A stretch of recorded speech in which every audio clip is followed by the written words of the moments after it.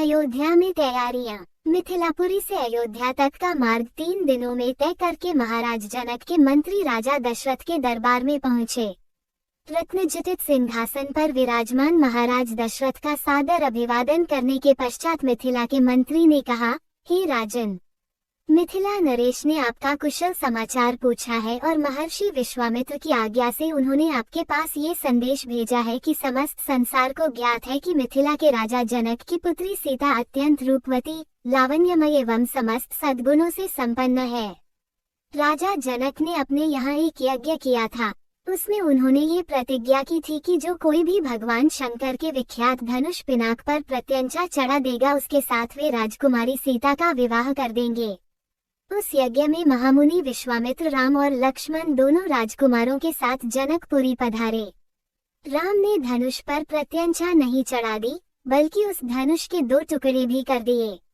इस प्रकार उन्होंने अपने अद्वितीय पराक्रम से सीता को प्राप्त कर लिया है।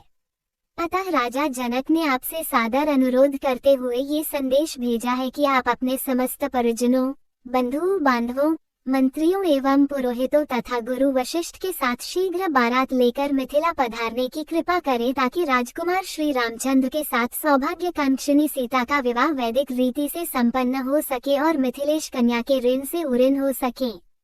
इस शुभ संदेश को सुनकर महाराज दशरथ अत्यंत प्रसन्न हुए। राम लक्ष्मण की कुशलता एवं अद्भुत पराक्रम का समाचार सुनकर उनका हृदय विभोर हो गया। वे मंत्रियों से बोले, मंत्रव, हमारा हृदय राम और लक्ष्मण से मिलने के लिए बहुत व्याकुल हो रहा है, इसलिए आप शीघ्र ही परिजनों एवं दरबार के सभासदों के साथ जनकपुरी चलने की व्यवस्था कीजिए। समस्त बंधु बांधवों, राज्य के प्रतिष्ठित सेठ साहूकारों, विद्वानों आदि सबको बारात में चलने के लिए निमंत्रण पत्र भिजवाइए। सेनापति जी से कहिए कि वे शीघ्र चतुरंगिनी सेना को तैयार होने का आदेश दें। यदि संभव हो तो ऐसी व्यवस्था कीजिए कि हम सब लोग कल ही प्रस्थान कर सके, क्योंकि हमारे समधी मिथिला नरेश ने हमसे बहुत शीघ्र मिथिलापुरी पहुंचने का आग्रह किया है। साथ ही परम पूज्य राजगुरु वशिष्ठ जी, वामदेव, जाबाली कश्यप, मार्कंडेय, महर्षि कात्यायन आदि ऋषि मुनियों से भी ये प्रार्थना करें कि वे कल प्रातःकाल ही हम लोगों के चलने से पहले ही जनकपुरी के लिए प्रस्थान कर जाएं। इस बीच में हम तीनों महारानियों को ये शुभ समाचार देने के लिए जाते हैं।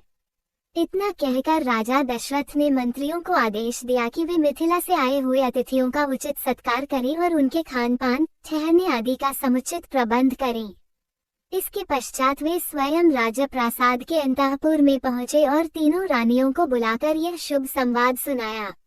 शीघ्र ही यह समाचार संपूर्ण अयोध्या नगरी में फैल गया। घर घर में मंगलगान होने लगे, नृत्य संगीत का आयोजन होने लगा। महाराज की आज्ञा पाकर मंत्रीगण तथा भृत्यगण विवाह की तैयारियों में जुट गए। जन जन के मन में अद्भुत उत्साह था। ऐसा प्रतीत होता था जैसे प्रत्येक व्यक्ति के भीतर विद्युत का संचार हो गया है। सभी लोग अभूतपूर्व द्रुतगति से समस्त कार्यों को संपन्न कर रहे थे।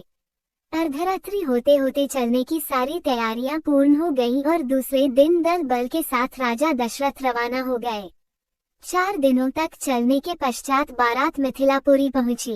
ये ज्ञात होते ही कि अयोध्या नरेश ऋषि मुनियों, मंत्रियों, परिजनों एवं अपनी संपूर्ण मंडली के साथ नगर के निकट आ पहुंचे हैं। मिथिला नरेश जनक अपने मंत्रियों, पुरोहित, मुनियों, विद्वानों आदि को साथ लेकर उनकी अगवानी के लिए नगर के मुख्य द्वार पर जा पहुंचे।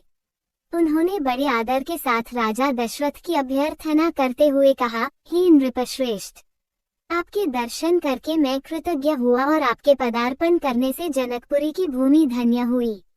आपने सीता को अपनी कुलवधू के रूप में स्वीकार करके मेरे वंश को सम्मानित किया है।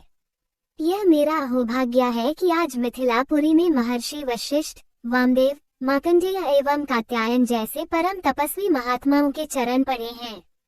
मैं नहीं समझ पा रहा हूँ कि इस असाधारण सम्मान को पाकर किस प्रकार अपने भाग्य की सराहना करूं। इस प्रकार समस्त आगत महानुभावों का सत्कार करके महाराज दशरथ को उनके साथ आए हुए ऋषि मुनियों, बंधु बांधवों, मंत्रियों एवं सैनिकों को जनवासे में ठहराने की उचित व्यवस्था की। जनवासे में राजा दशरथ बहुत देर तक मुनि विश्वामित्र और अपने दोनों पुत्रों के साथ बैठे हुए उनके कृत्यों और पराक्रम का विवरण सुनते रहे। इस विवरण को सुनकर कभी वे आनंद से रोमांचित हो जाते, कभी आश्चर्य से दांतों तले उंगली दबाने लगते और कभी प्रशंसा से अपने राजकुमारों की पीठ थपथपाने लगते।